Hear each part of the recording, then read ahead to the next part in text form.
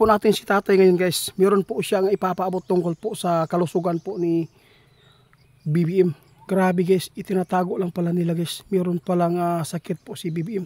Siguro sa stress po ito guys. Sa dami pong mga hinaharap po niyang mga problema po dito sa ating bansa. Lalo na po yung mga kalaban po niya ng mga Duterte. At saka yung grabe yung mga paninira po sa social media. Naapektuhan po talaga sila guys.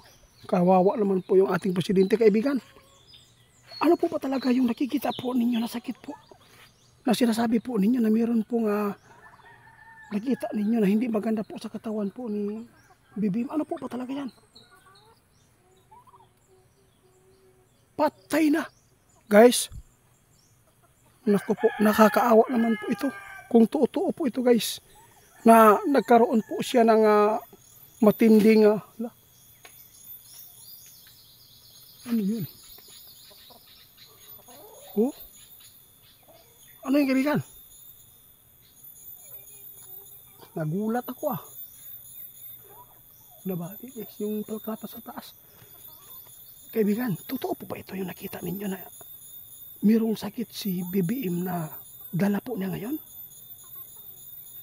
Kaluoy guys, no? Guys, update po sa kalagayan po ng ating presidente. Meron pala siyang taglay na sakit po ngayon guys na hindi po naipaabot sa social media ngayon guys. No, meron po siyang dala na matinding karamdaman ngayon si BBM. Kaya pala iba po ang kanyang itsura guys.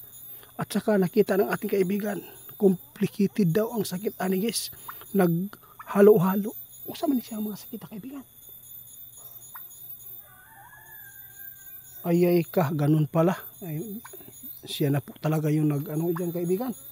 Siya na siguro yung napumili na ganyan po yung sakit niya. Yun lang po ang nakakasakit po talaga guys. Sinabi po ng ating kaibigan ngayon guys kung ano po ang karamdaman po ng ating presidente. Meron po siyang taglay na sakit po ngayon na nakikita ng ating kaibigan. Yung stress guys, hindi po siya makatulog ng maayos. Lalo na sa mga hinaharap po ng problema dito sa ating bansa. Lalo na yung mga paninira. Nakakaawa naman to guys. Sa totoo lang guys, naawa po ako talaga guys. Kasi po mahirap po talaga guys. No, mahirap maging leader po ng bansa. Lalo na meron po kayong ginawang mga kabutihan. No?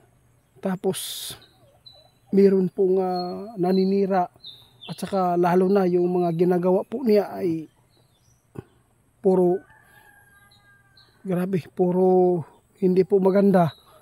Kasi po yung gusto po niya talaga na makamit ng mga tao dito sa ating bansa guys, yung ikakabuti sana, ngunit nahirapan po siya makatulog at saka mayroon po siyang karamdaman po ngayon, lalo na yung mga tao na nakapaligid sa kanya na laging siya po yung tinuturuan kung ano pong gagawin. Kaya ito po, naiipit po ngayon si BBM sa kanyang kalagayan po. Kaya pala kaibigan, alam po natin kaibigan, at saka sinabi po ninyo na mabuting tao si BBM. Nako po, ito po ang kanyang sakit. Abangan po ninyo guys sabi ng ating kaibigan. Alam natin guys, hinulaan na po ni kaibigan nito, no? Na yung presidente po natin ay bigla na lang po na mag-viral nito dahil po sa kanyang karamdaman po ngayon na dala at hindi po ito ipinapublic dahil po ay alam po natin ay marami pong matutuwa dahil po marami pong mga tao na hindi po nagkakagusto sa kanyang mga pamumuno ngayon. Kaya sana po ipagdasal na lang po natin, no? Kahit po ganito po ang nakita natin kay BBM, pero tao din siya at saka masakit din po isipin na ito pa ang nangyari sa kanya. Alam po natin na gusto po niya makatulong sa ating bansa, ngunit maraming mga taong demonyo sa kanyang paligid. Kaibigan, sa tingin po niyo kaibigan, makaka-recover po kasi BBM dito? Kaya pala guys, iba po siya magsalita. Parang hinihingal at saka kitang-kita natin guys ang kanyang itsura. No, parang namumutla po siya. Hindi po siya talaga blooming kasi kung tutuusin guys, parang Mas matanda pa po siya baka ni Amy. Kaya pala, ngayon ko lang nalaman guys, kung bakit ganyan po magsasalita si BBM. Meron pala siyang karamdaman sa puso guys na kanyang taglay po ngayon. Sana po no, maging okay po ang ating presidente, kaibigan. Yung heart po niya yung naapektuhan pala dito. Guys, kaya pala mahirapan siyang huminga. Dahil po nakita ng ating kaibigan ngayon ang karamdaman po ni BBM ngayon, no? Yung heart po niya mahina at saka siguro sa depressed ni ba, sa stress sa mga nakapaligid sa kanya. Mahirap po talaga maging leader guys.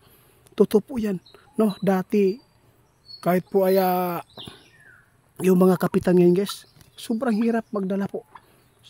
Siya pa kaya na pangkalahatan po ang kanyang pamumuno ngayon. Kaya nakakaawa po talaga yung nangyari po kaya BBM ngayon guys.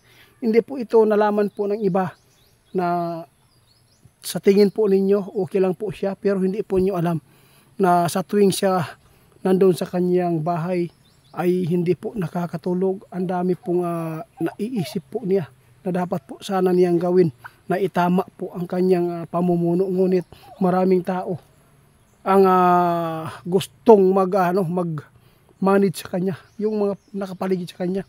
Yung lalo na yung asawa po niya nakakapagbigay po talaga ng stress. Kaibigan, kawawa naman po ito.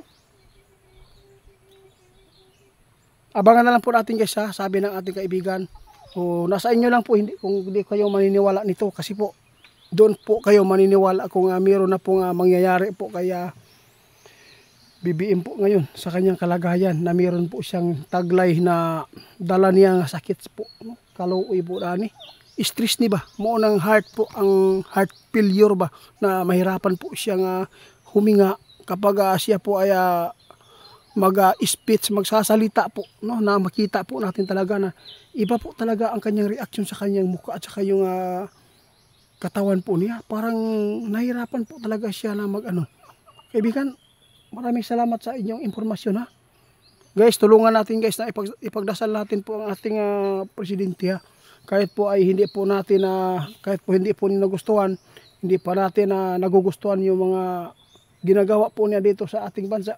Dahil ito ay yung mga nakapaligid sa kanya ang may kasalanan po dito. Kaya hindi na po siya nakakatulog sa gabi.